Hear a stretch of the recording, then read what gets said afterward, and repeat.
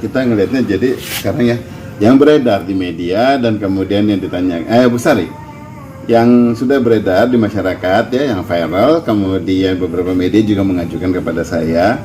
Dari beberapa yang diberikan kepada saya selalu mereferensi kepada satu video yang sama, itu saja. Jadi tidak ada versi-versi ya, varian-varian apa nggak ada, hanya satu versi.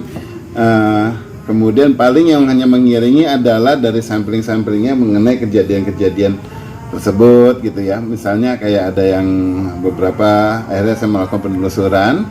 Misalnya apakah ada baju yang sama dengan yang digunakan yang bersangkutan, dan kemudian apakah ada kesamaan wajah dan lain sebagainya.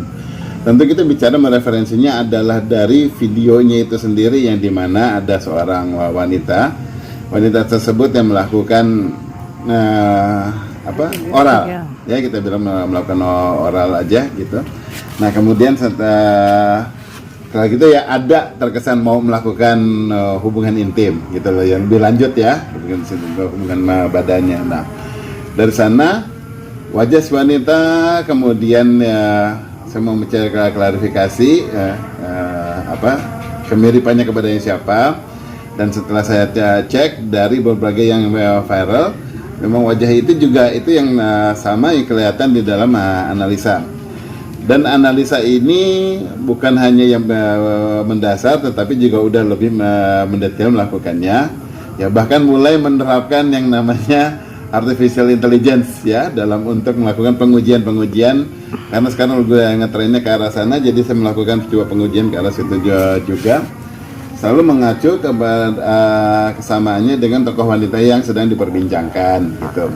Nah, adapun kesamaan itu, kalau di saya selalu tidak pernah saya menggunakan persentase ya, karena wajah tidak bisa dipersentase. Kalau orang ngomong berapa persen sih ini gitu, no.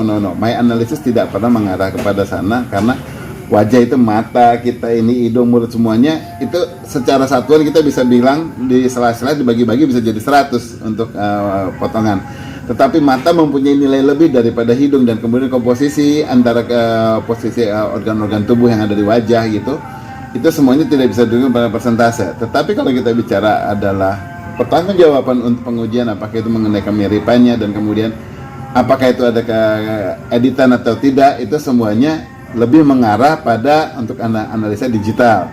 Ya, yang pasti tidak ada editan secara digital, bukan rekayasa konten juga. Hal ini yang memang dilakukan ya normal saja ya, yang wanita melakukannya.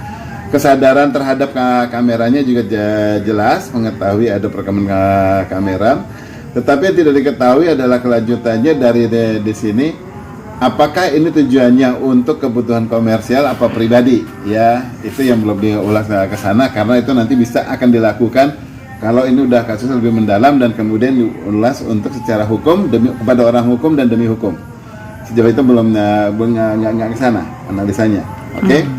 Jadi kalau wajah saya udah confirm ya, kayaknya tentu saya bilang kemiripannya udah, dan kemudian ada yang lebih dari hal itu adalah yaitu mengenai tanda-tanda tubuh, dalam arti adalah tahi lalat.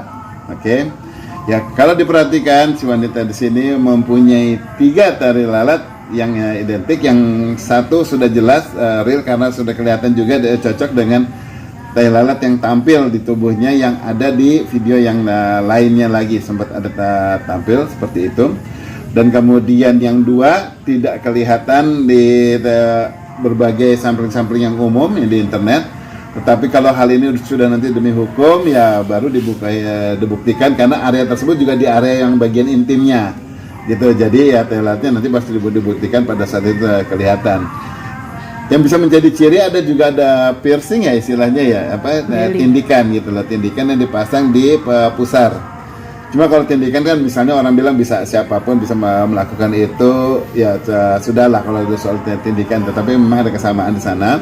Cuma yang pasti kalau tahi lalatnya identik dengan yang bersangkutan. Ya, itu sih apa ya. Nah tapi dari Abah sendiri melihat tadi berapa